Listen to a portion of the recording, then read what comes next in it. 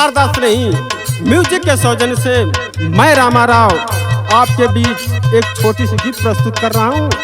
आशा करता हूँ कि आप लोग शारदा स्नेही म्यूजिक को लाइक और सब्सक्राइब करने का काम करेंगे।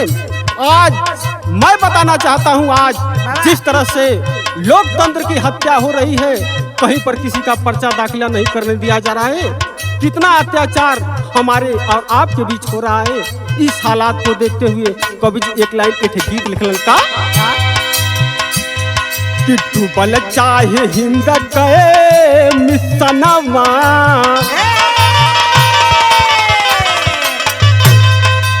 डूबल चाहे बाबा गए मिसनवा, सपनवा बचा ला मोर मितवा। डूबल चाहे बाबा गए मिसनवा, सपनवा बचा ला मोर मितवा।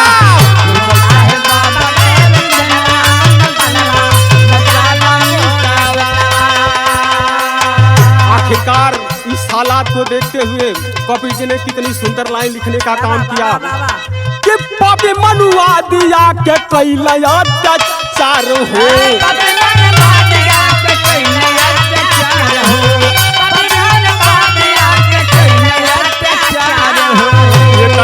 ये बाबू हालात देख के कवि जी कैलन का भीम के सपनवा के कैला तार तार हो।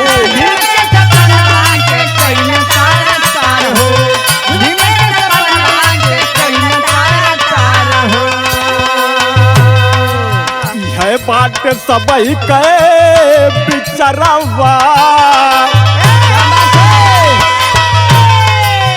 है बात सबही के बिचरवा, सपनवा बचा ला मोर मितवा।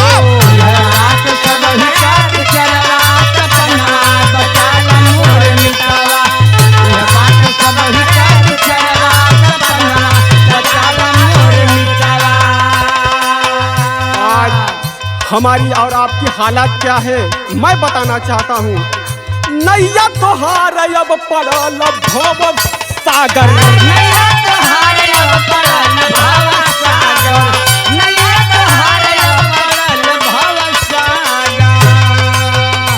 कवन खवैया नाही देल बुया डर।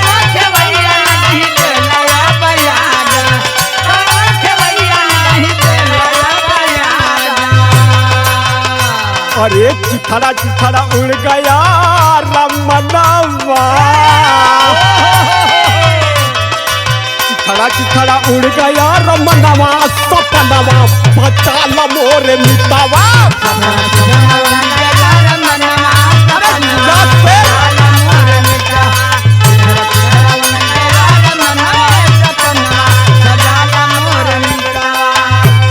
यही रे दलितवन के केहू ना सहैया,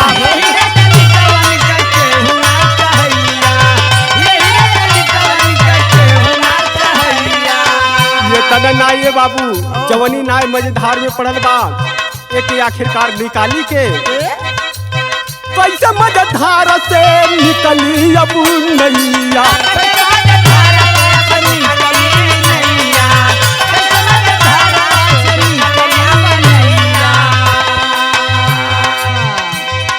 राम कहे पूजा भीम चरनावा,